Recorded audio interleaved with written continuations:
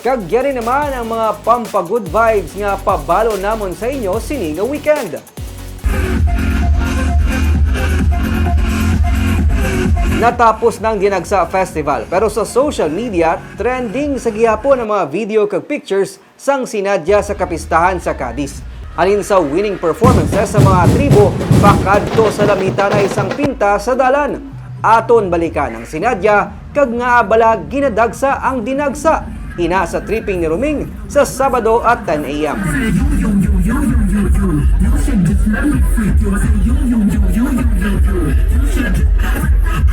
Kag sa Baganihan, mga criminology students sa Bago City naglibod sang uta nagod mabuligan ang isa ka 86 anyos nga lola.